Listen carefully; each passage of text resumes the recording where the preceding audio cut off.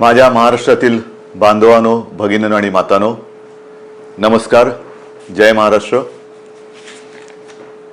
साधारणतः प्रत्येक आठवड्यामध्ये आपण अशा पद्धतीने भेटतो आहोत आणि मी बोलतो आहोत असं म्हणेन, पण मीच बोलतो आणि आपण ऐकत आहात. आणि आपण नुसते ऐकत नाही आहात, तर जे मी आपल्याला सांगतो आहे ते पूर्णपणाने त्या आपल्या सरकारच्या सूचना आपण हिमतीने आणि धैर्याने पाळत आहात. साहजिकच आहे, आज मी आपल्यासमोर येण्याचं कारण, आज 31 मे. लॉकडाऊन हा शब्द आता आपल्याला अंगवळणी पडलेला आहे. कदाचित या काळामध्ये जन्माला येणारी बालकं ही कदाचित आईच्या ऐवजी लॉकडाऊन बोलायला पहिली सुरुवात करतील. म्हणजेच आयुष्याची सुरुवातच लॉकडाऊन मधून होते की काय, अशी परिस्थिती आहे. आज मी आपल्या समोर आलोय तो लॉकडाऊन शब्द हा कचऱ्याच्या टोपलीत फेकायला आलेला आहे. Mission begin again. पुन्हा एकदा आपण आपल्या आयुष्याची सुरुवात करतो आहोत. आणि आयुष्याची सुरुवात करताना लोकमान्य टिळकांचा तो किस्सा, ती आठवण ही मला आपल्याला सांगणं आवश्यक वाटतं. स्वातंत्र्याची लढाई जेव्हा सुरू होती, लढाईच होती ती, अर्थातच लढाई, मोठी लढाई. आणि लोकमान्य मंडालेच्या तुरुंगात किती वर्ष होते, कशा पद्धतीत होते, त्यांनी त्या तुरुंगात काय काय गीतारस वगैरे या सगळ्या गोष्टी आपल्याला कल्पना आहे. पण सुटून आल्यानंतर त्यांना काही जणांनी विचारलं की आता पुढे काय, आणि त्यांनी सांगितलं पुनश्च हरिओम. पुनश्च हरिओम म्हणजे काय की पुन्हा एकदा आयुष्याला सुरुवात करतो आहे, लढाईला सुरुवात करतो आहे. तशीच आपली ही मिशन बिगिन अगेन, किंबहुना पुनश्च हरिओम सुरुवात करायची आता आपल्याला. ही सुरुवात करताना लॉकडाऊन करणं हा एक भाग झाला आणि सगळं हळूवार उघडणं हा दुसरा भाग झाला. म्हणजे लॉकडाऊन हे सायन्स असेल तर लॉकडाऊन उघडणं ही एक कला आहे किंवा आर्ट आहे. कसं काय उघडतोय आपण? पावसाळा तोंडावरती आहे. पावसाळा तोंडावरती आहे म्हटल्यानंतर पाऊस येऊन जातो, पडून जातो, अनेक ठिकाणी शेवाळ साचतं आणि शेवाळ समोर दिसल्यानंतर आपण आपलं पाऊल हे फार काळजीपूर्वक टाकतो. कुठे निसरडं नाही ना, कुठे घसरणार नाही ना, एकमेकाचा हात धरून चालतो, थोडासा आधार घेऊन चालतो की जेणेकरून आपलं पाऊल हे चुकता कामा नये आणि आपण घसरून पडता कामा नये. ती तशीच पुढच्या आयुष्यातली पावलं ही आपल्याला अशीच तुम्हाला आणि मला, म्हणजे सरकारला आणि जनतेला, एकमेकाचा हात हातात धरून मजबूतीने टाकायचे.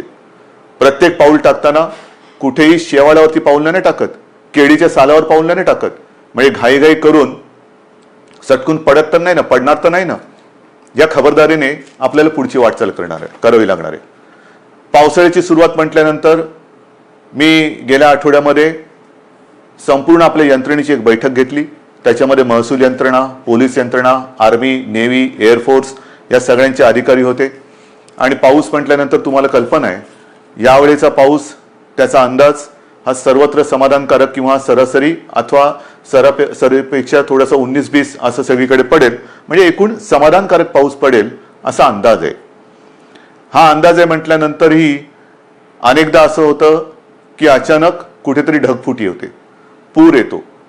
पूर परिस्थिती निर्माण झाल्यानंतर काय करायचं, त्याची सज्जता, ही सज्जता घेण्यासाठी ती बैठक होती. त्याही बाबतीत आपण सज्ज आहोत. कुठेही अशी आपत्ती येऊ नयेच, येणार नाहीच, पण आली तर आपण पूर्णपणे सज्ज आहोत. आणि ही सज्जता आपल्याला सांगत असताना उद्या 1 जून आहे. येत्या 2-3 दिवसातच आपल्या पश्चिम किनारपट्टीवरती चक्रीवादळ धडकण्याचा धोका आहे. चक्रीवादळ, मला खात्री येणार नाही, माझी तशी प्रार्थना आहे, माझा आत्मविश्वास आहे. आणि चक्रीवादळ आपल्या पश्चिम किनाऱ्यावरती येणार नाही ही खात्री जरी असली तरी देखील यंत्रणा मात्र आपली सज्ज ठेवलेली आहे. यंत्रणा सज्ज आहे. पश्चिम किनारपट्टी म्हणजे माझ्या सिंधुदुर्गापासून ते मुंबईपर्यंत आणि हा सगळा किनारपट्टा जो आहे, इथल्या सर्व लोकांना मी सांगतोय की आपण सुद्धा सज्ज राहा. असंही आतापर्यंत आपण घराबाहेर पडलेलो नाहीच आहोत, पण खास करून माझ्या मच्छीमार बांधवांना सांगतोय की तुम्ही येत्या एक 4-5 दिवसात समुद्रात जाऊ नका. कारण ते वादळ घोंगावत आहे, कुठे जाईल कसं जाईल दिशा अजून ठरलेली नाहीये. आपल्या दिशेने येत आहे, ती दिशा बदलून ते दुसरीकडे जाऊही शकेल आणि ते जाईलही नक्की. पण आपण मात्र सज्ज राहिलं पाहिजे.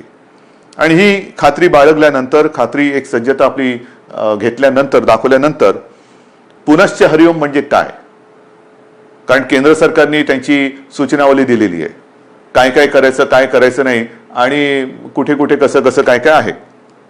पहिल्या प्रथम मी आपल्याला सांगू इच्छितो की कोरोना सोबत जगायला शिका, कोरोनाचा मुकाबला करता करता जगायला शिका. हे आतापर्यंत आपल्याला सगळ्यांना सल्ले देण्यात आलेले, सगळ्यांकडनं मी पण ऐकतोय, आपणही ऐकताय. पण हे ऐकताना जे मी यापूर्वी आपल्याला सांगितलेलं आहे की बाहेर पडताना तोंडावरती मास्क हा अनिवार्य आहेच, नक्कीच आहे. तोंडावरती मास्क लावणं अत्यंत अत्यंत गरजेचं आहे. हात सतत धुत राहणं हे फार महत्वाचं आहे. उगाच इकडे तिकडे जाताना कारण नसताना कुठेही हात लागला आणि कंटाळा आला म्हणून मास्क काढला आणि तोंडावरती हात फिरवला, डोळ्याला हात लागला, तोंडाला हात लागला, मग 24 तास तुम्ही मास्क लावला आणि 5 सेकंद मास्क काढून तो हात न धुता तुम्ही तोंडाला लावला तर 24 तास मास्क लावण्याचा काही परिणाम होणार नाही. तुम्हाला संसर्गापासून जर का जपायचं असेल तर नुसतं मास्क लावणं नाही, तर कुठेही हात लावल्यानंतर किंबहुना तोंडाला हात लावू नका, चेहऱ्याला हात लावू नका. हा पहिला नियम, हा पुढचे काही काळ किंबहुना पुढच्या आयुष्यात आपल्याला अत्यंत काटेकोरपणाने पाळावंच लागणार आहे. बाहेर पडताना सुद्धा आपण टप्प्याटप्प्याने पडतो आहोत. अनेक जणांना घाई झालेली आहे, मला कल्पना आहे. आता काय झालं ना, आता उघडा ना, उघडतो ना, हळूहळू करू ना आपण सगळ्या काही गोष्टी. ह्या सगळ्या गोष्टी इतर देश काय करतायत, काही देशांनी लॉकडाऊन केलाच नव्हता, टाळेबंदी केलीच नव्हती, त्यांची काय स्थिती आहे तेही आपण बघतो आहोत. काही जणांनी लॉकडाऊन केला, तो उठवल्यानंतर तिकडे काय परिस्थिती निर्माण झाली तेही आपण बघतो आहोत. कालच मी एक बातमी पाहिली की एका देशाने शाळा सुरू केल्या आणि त्या पुन्हा बंद करावं लागल्या. म्हणजे थोडीशी उघडझाप ही सगळीकडे चाललेली आहे. मला असं वाटतं आपण उघडझाप नाही करायची. आपण एकदा जी गोष्ट आपण चालू करू ती सुरूच ठेवायची. आणि तेवढी शिस्त, तेवढा संयम हा आता गेल्या 2 महिन्यात आपल्याकडे आलेला आहे. स्वयं शिस्त म्हणा किंवा एक जिद्द म्हणा, ही आपल्या अंगी आपण आणलेली आहे. जी गोष्ट आपण ज्याची सुरुवात करू ती पुन्हा बंद करण्यासाठी नाही, अजिबात नाही. आणि म्हणून मला असं वाटतं की हा एक वादळाचा धोका आहे, तो किनारपट्टीला आहे. त्या किनारपट्टीमध्ये आपण दक्षता तर घेतोच आहोत, पण इतरत्र संपूर्ण महाराष्ट्रामध्ये 3 तारखेपासून आपण थोडेसे हातपाय हलवायला सुरू करूया. एक हातपाय हलवायला सुरू करूया. हातपाय हलवायला सुरुवात करायची म्हणजे काय करायचं, तर अनेक जण हे सकाळी फिरायला जातात, चालायला जातात, संध्याकाळी जातात. काही माझी तरुण युवक मुलं ही व्यायाम करतात, आउटडोअर व्यायाम, आउटडोअर. अजूनही जिम, स्पा ह्यांना आपण चालू करायला परवानगी दिलेली नाही. जिथे गर्दी होऊ शकेल त्या गर्दीला परवानगी अजूनही दिलेली नाही. कोणत्याही सभा समारंभ आणि एकत्रित येण्याला परवानगी नाही. आणि म्हणून मी आपल्याला सांगतोय की बाहेर फिरताना सुद्धा आपण अंतर ठेवून फिरायचंय.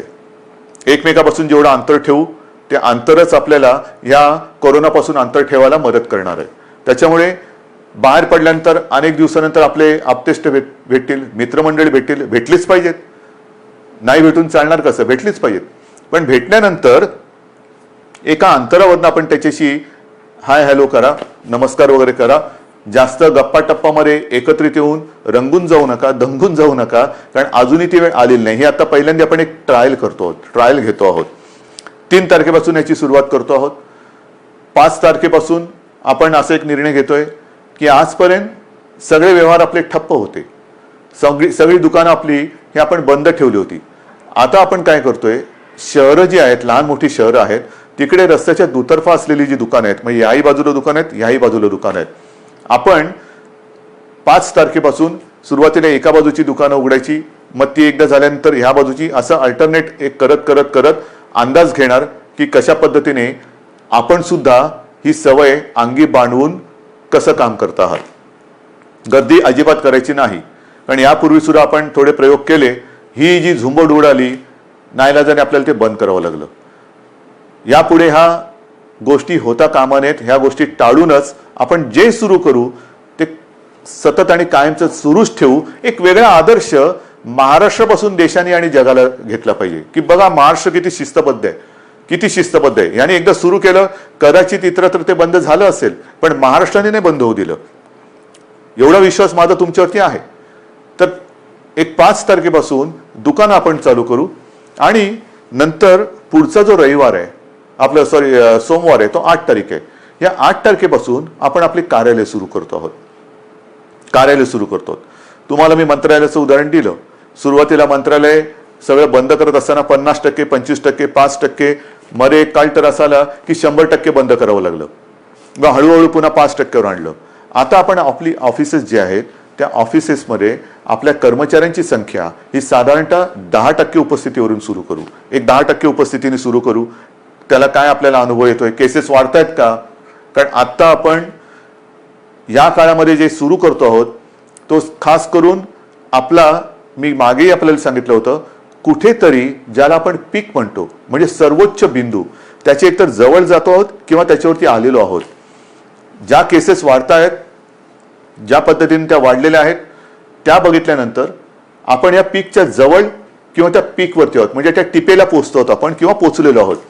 काही काळ आता हा जो केसेस येण्याची संख्या जी आहे ही साधारणतः अशीच थोडीशी वरती खाली होत नंतर हळूवारपणाने एक आणखीन 8-15 दिवसानंतर ती खाली उतरायला लागेल.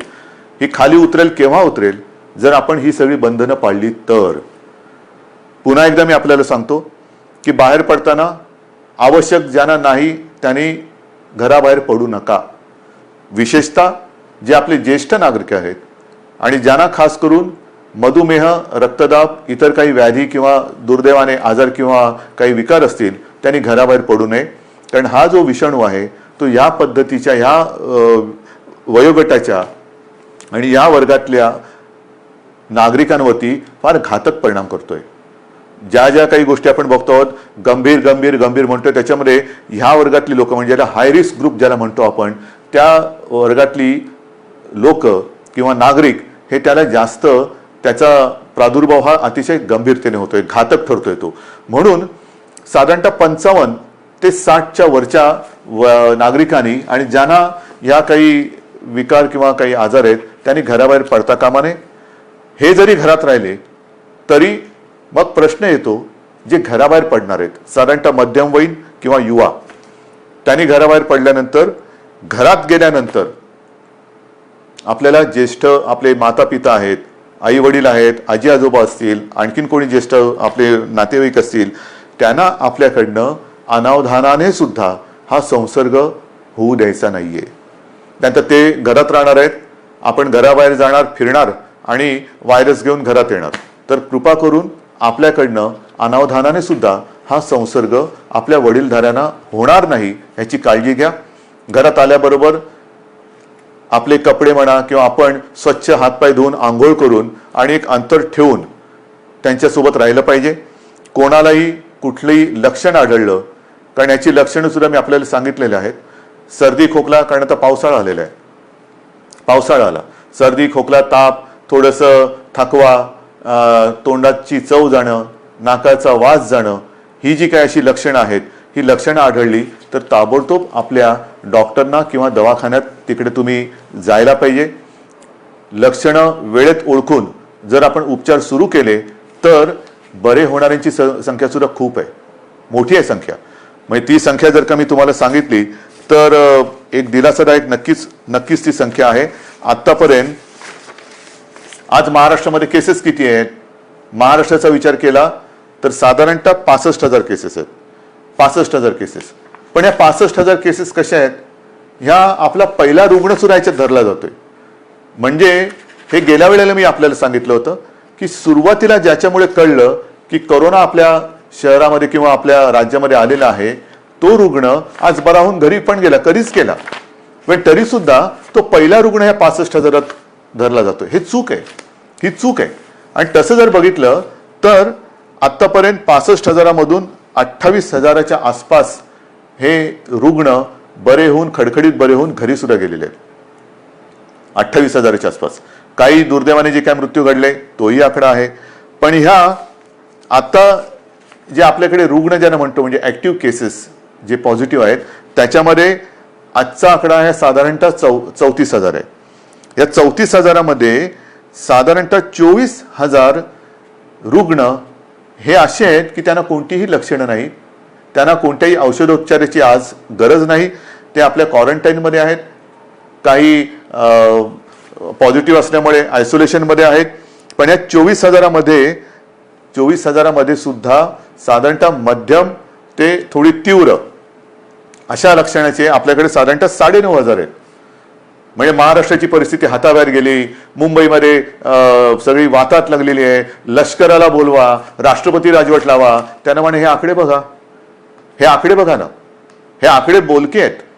हे का आपण करू शकलो? 9,500 यांना साधारणतः मध्यम ते तीव्र लक्षण आहेत आणि त्याच्यापैकी साधारणतः 1200 जण मात्र हे थोडे गंभीर आहेत. त्याच्यापैकी 200 जण हे व्हेंटिलेटरवरती आहेत. म्हणजे 65,000 जो आकडा आपण ऐकतो आहोत आणि बापरे महाराष्ट्रामध्ये काय चाललंय, मुंबईमध्ये काय चाललंय, काय सरकार काय काम करते की नाहीये, तर 65,000 आकड्यामध्ये 28,000 घरी गेलेले आहेत आणि अतिगंभीर जर म्हटले तर 200 रुग्ण हे व्हेंटिलेटरवरती आहेत. आता व्हेंटिलेटरवरती सुद्धा जे आहेत यापैकी सुद्धा काही जण हे म्हणजे आत्ताचे नाहीत, आत्तापर्यंतच्या 65,000 मी बोलतोय, यापैकी काही जण व्हेंटिलेटरवरनं सुद्धा व्यवस्थित बरे होऊन घरी गेलेले आहेत. ही वस्तुस्थिती आहे, ही वस्तुस्थिती आहे. आणि म्हणून मला आजही असं वाटतं की जे काही आपल्याबद्दलचं एक चित्र किंवा महाराष्ट्राला बदनाम करण्याचं कारस्थान दुर्दैवाने काही आपली म्हणणारी माणसं करतात तेव्हा दुःख होतं. पण हे जरी खरं असलं तरी एका गोष्टीचं मला नक्कीच समाधान आहे की आपला विश्वास जो सरकारवरती आहे त्याच्यामुळेच सरकार हे काम करू शकतोय. आता जसं मी तुम्हाला दुकानांचं सांगितलं, मैदानाचं सांगितलं, ऑफिसेस सांगितलं, तसंच पुढच्या रविवारपासून आपण वृत्तपत्र सुद्धा घरपोच द्यायला परवानगी देतो आहोत. कारण आपली वृत्तपत्र वाचण्याची सवयच गेली, वृत्तपत्र वाचण्याची सवय गेली. कारण सकाळ होते तीच आपली पेपर आणि चहापासून. तर पुढच्या रविवारपासून वृत्तपत्रांसुद्धा घरपोच पोचवण्याची आपण परवानगी देत आहे. पण ही परवानगी देताना एक गोष्ट मात्र दक्षता घ्यावी लागणार. मी वृत्तपत्र विक्रेत्यांशी मी बोललेलो आहे आणि त्यांना मी सांगितलं की वृत्तपत्र विक्रेते जी आपली मुलं आहेत ती सुद्धा मुलं आहेत, त्यांना सुद्धा आपण काळजी घेतली पाहिजे, त्यांची काळजी घेतली पाहिजे. त्यांना देखील आपल्याला मास्क द्यावा लागणार, त्यांना एक हँड सॅनिटायझरची बाटली द्यावी लागणार. वेळोवेळी त्या मुलांनी सुद्धा आपले हात हे धुत राहिले पाहिजेत, तोंडावरती मास्क हा कायम ठेवला पाहिजे वृत्तपत्र वितरण करताना. आणि अशा पद्धतीने वृत्तपत्र सुद्धा वितरण करण्याची परवानगी आपण पुढच्या रविवारपासून देत आहोत. मैदानाची परवानगी मी तुम्हाला सांगितलेली आहे. सार्वजनिक ठिकाणी आपण फिरायला जाऊ शकता, व्यायाम करायला जाऊ शकता आणि ती वेळ आपण पहाटे 5 पासून संध्याकाळी 7 वाजेपर्यंत अशी मुभा ठेवलेली आहे. पहाटे 5 म्हणजे ज्यांना आपण मॉर्निंग वॉक जो म्हणतो, ज्यांची सवय आहे लवकर उठून फिरायला जायचं, आपण पुन्हा एकदा सकाळी 5 वाजल्यापासून पहाटे 5 वाजल्यापासून संध्याकाळी 7 वाजेपर्यंत या सगळ्या सार्वजनिक स्थळांचा म्हणजे मैदानं असतील, सी फेस आहे आपला, इतर ग्रामीण भागातल्या काही गोष्टी असतील, तलाव आहेत, कुठेही इकडे या पहाटे 5 ते संध्याकाळी 7 वाजेपर्यंत आपण निश्चित निसर्गाच्या सान्निध्यात जाऊ शकता, फिरू शकता, मैदानी व्यायाम करू शकता. पण हे व्यायाम करताना आरोग्य कमावण्यासाठी म्हणून त्याचा उपयोग करा. एकत्रित येऊन जे आरोग्य आपलं आहे ते बिघडून देऊ नका. अंतर हे ठेवलंच पाहिजे, हे मी पुन्हा पुन्हा सांगतोय. हे झाल्यानंतर मग जे काही आकडे मी तुम्हाला सांगणार आहे ते आकडे ह्याची थोडीशी तुम्हाला कल्पना असायला पाहिजे की नेमकं सरकारने आतापर्यंत केलेलं काय आहे, काय करते सरकार, किती आपल्याकडे व्यवस्था आहे. तर ज्या वेळेला हे संकट कोरोनाचं आलं कोणालाच कल्पना नव्हती की हे किती वाढेल आणि त्याच्यासाठी तयारी किती करावी लागेल. म्हणजे साधी गोष्ट आहे की आपल्याकडे राज्यामध्ये प्रयोग म्हणजे ज्या टेस्टिंग लॅब ज्या आहेत त्या नाही आहेत अशातला भाग नाही. पण याच्यासाठी जी टेस्ट करावी लागते त्याची सुविधा ही फक्त 2 ठिकाणी होती. एक आपल्या कस्तुरबामध्ये आणि पुण्याच्या NIV मध्ये. ही कस्तुरबाची सुद्धा जी लॅब आहे ती आपण साधारणतः 2007 साली मुंबई महापालिकेच्या माध्यमातून केली म्हणून ती दुसरी होती, नाहीतर फक्त एकच होती. त्याच्यात कस्तुरबा आपण केली, त्या 2 लॅब होत्या. आजच्या क्षणाला आपल्या महाराष्ट्र राज्यामध्ये 77 ही चाचणी केंद्र आहेत आणि येत्या 2-4 दिवसात ती 100 पर्यंत जातील. म्हणजे 2 पासून 77, 77 पासून 100. आणि माझा प्रयत्न असा आहे की येत्या पावसाळ्यामध्ये टेस्टची संख्या आणि त्याची उपलब्धता ही आणखीन वाढवण्याची गरज आहे. कारण पाऊस म्हटल्यानंतर भिजणं हे आलंच, सर्दी खोकला शिंकणं थोडा ताप फ्लू हा आलाच, आणि तो आल्यानंतर लॅबची संख्या वाढवणं, चाचण्यांची क्षमता वाढवणं, आणि त्याचबरोबर ह्या टेस्ट ज्या आहेत, ह्या चाचण्या ज्या आहेत, त्या केंद्र सरकारशी सुद्धा आपण बोलतो आहोत की त्याची जी किंमत आहे, त्याची जी एक किती पैसे त्याला लागतात ती किंमत ही आपल्याला खाली आणायची, सर्वसामान्यांच्या आवाक्यामध्ये ती आणायची. सरकारकडनं तर आपण मोफत करतोच आहोत, पण ज्याला कोणाला असं वाटलं की मला थोडंसं अस्वस्थ वाटते, मला टेस्ट करून घ्यायची आहे, तर त्यांनी ती टेस्ट करून घेण्यासाठी त्याला त्याच्या गावात, त्याच्या शहरात, त्याच्या घराच्या आजूबाजूला जास्त लांब न जाता कुठे आपण किती प्रमाणात उपलब्ध करून देऊ शकतो ते सुद्धा आपल्याला करायचं आहे. तर ही एक लॅबची संख्या आपण वाढवलेली आहे, आणखीन वाढवतो आहोत. मग अनेकदा अशी तक्रार येते की रुग्णाला बेडच मिळत नाही. आहे, दुर्दैवाने थोड्याफार प्रमाणात ही तक्रार खरी आहे आणि ती तक्रार एक सुद्धा असता कामा नये ह्याच्याकडे सरकारचं लक्ष आहे. पण त्याच्याकडे जर का आपण बघितलं तर जे मी आपल्याला सांगितलं की ह्या लॅबची संख्या ही 2 होती, 2ची 77 आणि 77ची आता आपण 100 आणि पुढच्या काळात 100हून अधिक करतो. तसं आपल्या राज्यात इन्फेक्शनसाठी जी हॉस्पिटल्स होती ती फक्त 3 होती. आयसोलेशन सुविधा ज्याच्यात असतील अशी 3 होती. आता ती जवळपास 2576, 2500च्या आसपास आपण केलेले आहेत. मग 3 पासून 2500. बेड्स किती होते? बेड्स साधारणतः 400च्या आसपास होते आयसोलेशन. ते आता 2.5 लाखाच्या वर महाराष्ट्रामध्ये झालेले आहेत. महाराष्ट्रात 2.5 लाखाच्या वर. त्याच्यामध्ये साधारणतः 25,000 बेड्स हे ऑक्सिजनची सुविधा देऊ शकतील अशी आहेत. कारण आपल्याला मी जे सांगितलं की आतापर्यंत जे रुग्ण आपले हॉस्पिटलमध्ये उपचार घेत आहेत त्यांच्यापैकी 200 जण व्हेंटिलेटरवर आहेत. म्हणजे व्हेंटिलेटर फार थोड्या जणांना लागत आहेत, कोणाला लागूच नाहीत, पण फार थोड्या जणांना लागत आहेत. जास्तीत जास्त रुग्णांना ऑक्सिजन लागतोय. ऑक्सिजनची सुविधा देणारे बेड्स हे आपण मोठ्या प्रमाणावरती तयार केलेले आहेत, आणखीन सुद्धा करतो आहोत. ICU बेड्स सुद्धा सुरुवातीला 250 होते, ते साधारणतः 8,500च्या आसपास आपण नेलेले आहेत. म्हणजे एवढी सुविधा आपण करतो आहोत, एवढी मोठी सुविधा आपण केलेली आहे. मला मी तुम्हाला सांगितलं की जम्बो फॅसिलिटी किंवा फील्ड हॉस्पिटल्स मुंबईमध्ये आहे, ठाण्यामध्ये आहे, ज्या शहरांमध्ये मी सूचना दिल्यात, मग संभाजीनगर असेल, पुणे आहे, आणखीन कुठेही जिथे जिथे फील्ड हॉस्पिटलची आवश्यकता आहे तिथे त्यांना सूचना दिलेल्या आहेत की तुम्ही ते करा.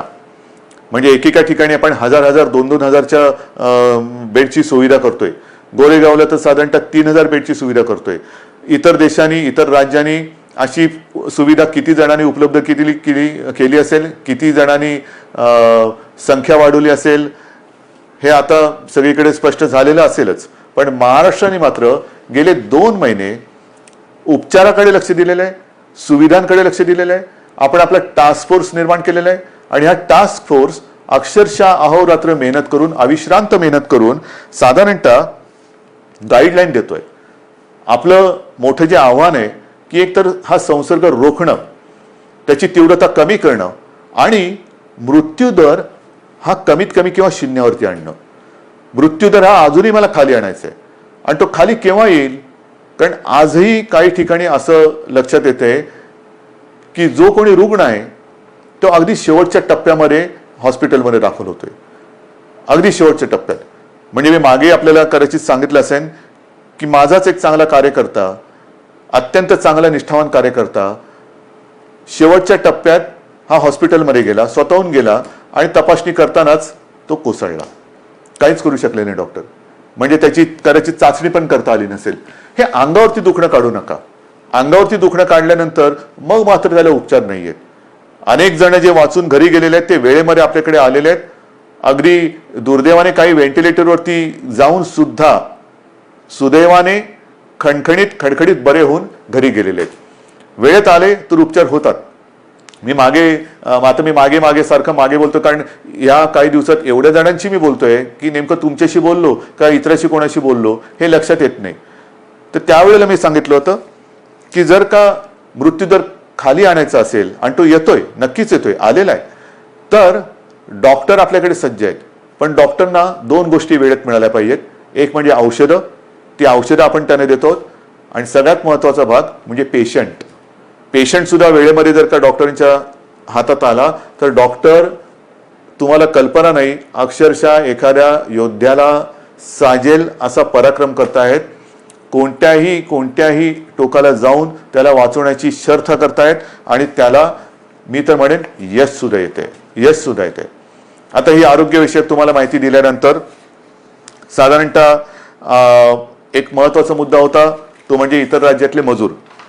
या मजुरांना सुद्धा आपण आतापर्यंत 12 लाख किंबहुना त्याच्याहून जास्त असेल, माझ्याकडे आकडा आहे माझ्याकडे, 12 लाखापेक्षा नाही, हे बघा, सुमारे 16 लाख मजुरांना रेल्वे आणि बसेसने आपण इतर राज्यात सोडलेली. सुमारे 16 लाख लोकांना रेल्वेतनं आणि बसेसमधून आपण परराज्यात सोडलेलं आहे. साधारणतः 800 ट्रेन्स, 11 लाखाच्या वरती. मी आज पियुष गोयलना धन्यवाद देतोय, कारण गेल्या वेळेला बोलले तर थोडंसं त्यांना राग आला होता.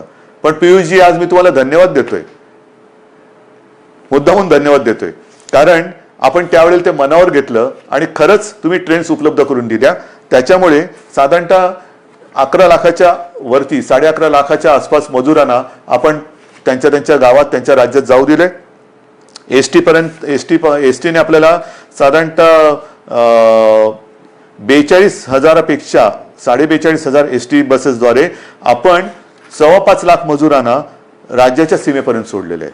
आणि याच्यावरती आपण आतापर्यंत मुख्यमंत्री सहायता निधीतून जवळपास 85 ते 90 कोटी रुपये खर्च केलेले आहेत.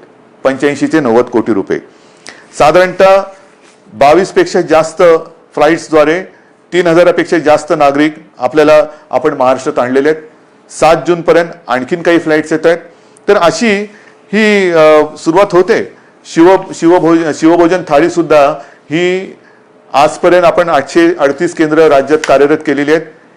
1 ते 30 मे, फक्त 1 ते 30 मे या काळात या शिवभोजन थाळीच्या योजनेतून आपण 32,77,778 शिवभोजन थाळ्याच्या माध्यमातून एवढ्या लोकांना, म्हणजे 32 लाखाच्या आसपास लोकांना आपण भोजन देण्याची व्यवस्था केलेली आहे.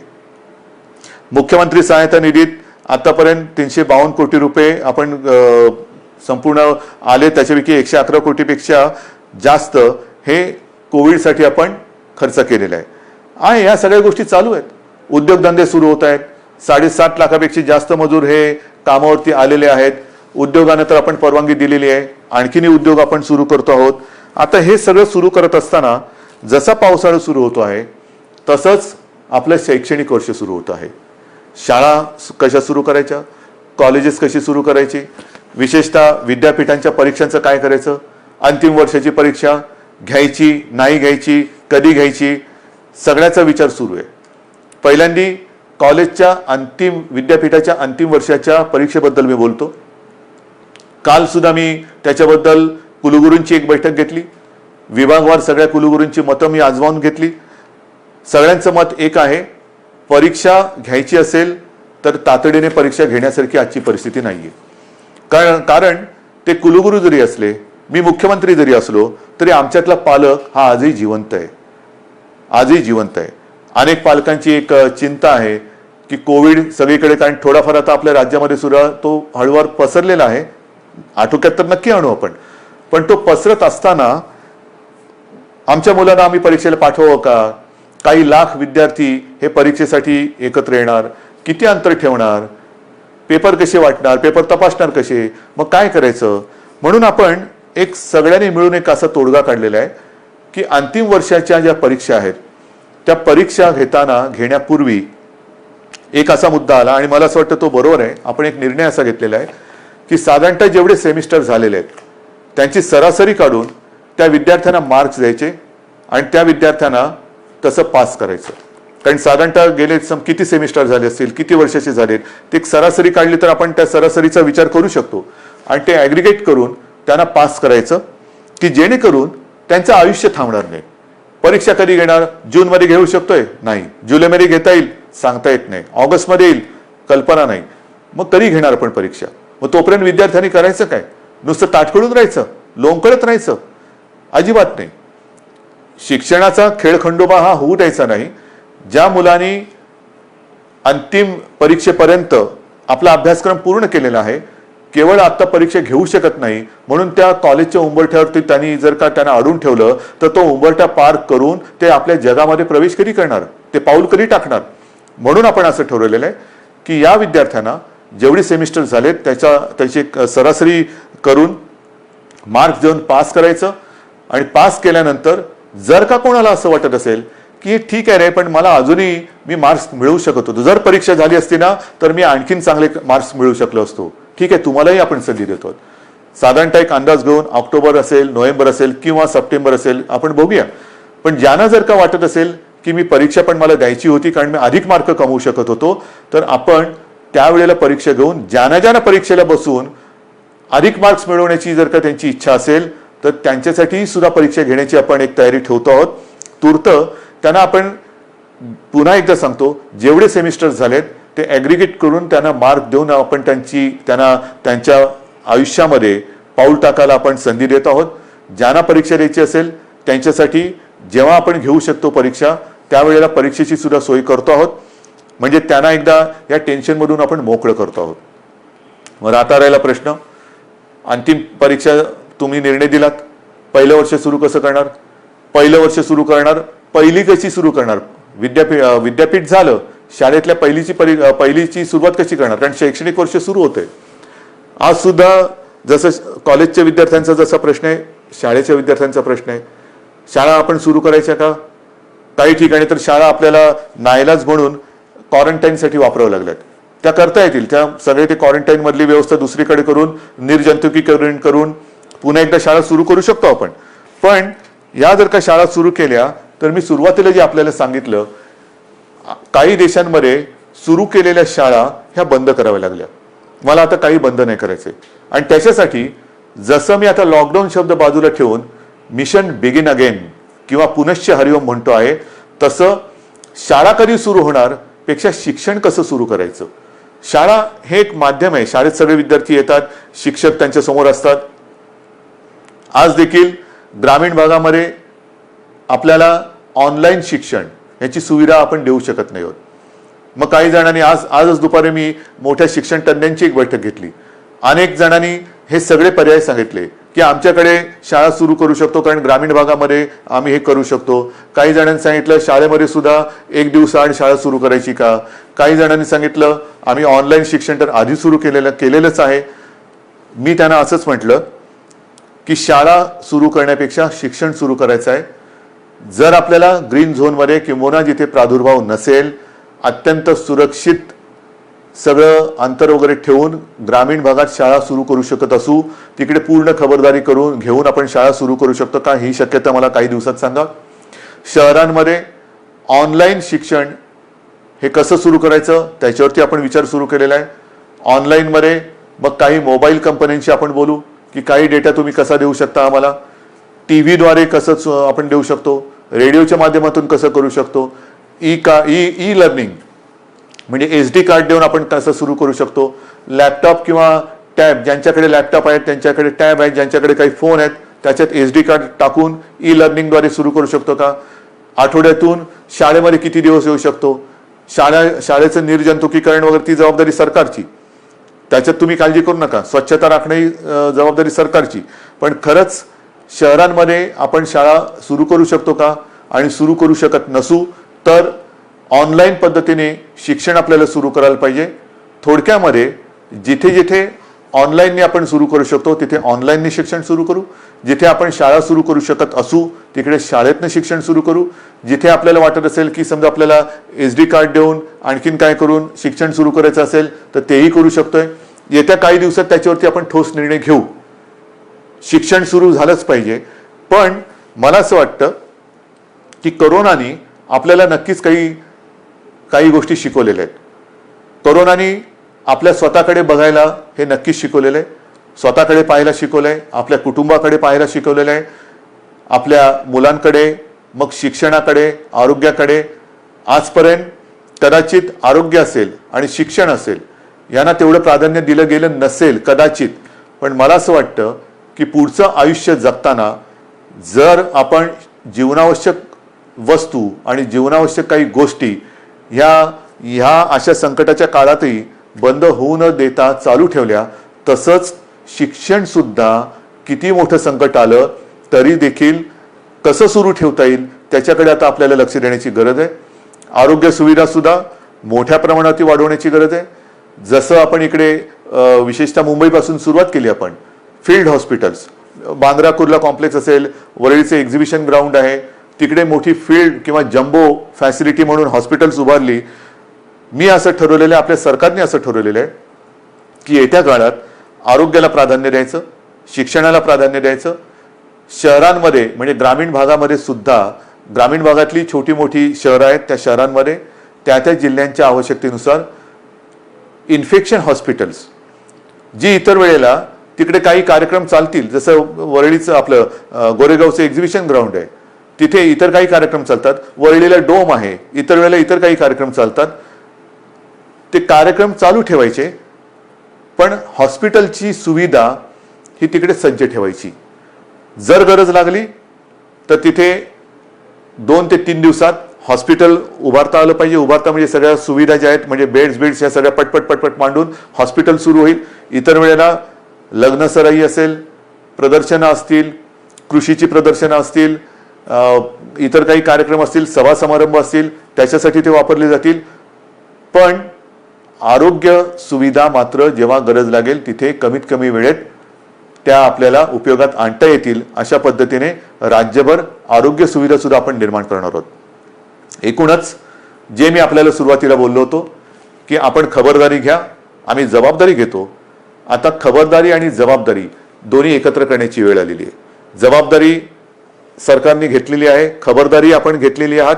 आता खबरदारी आणि जबाबदारी संपूर्ण वाट आपली ही असं समजा की निसरडी आहे.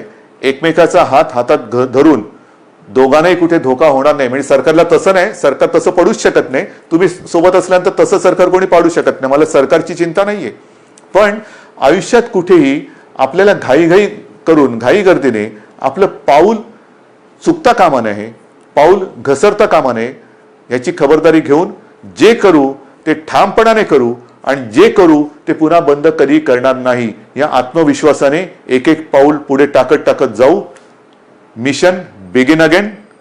पुनश्च हरिओम. जय हिंद, जय महाराष्ट्र.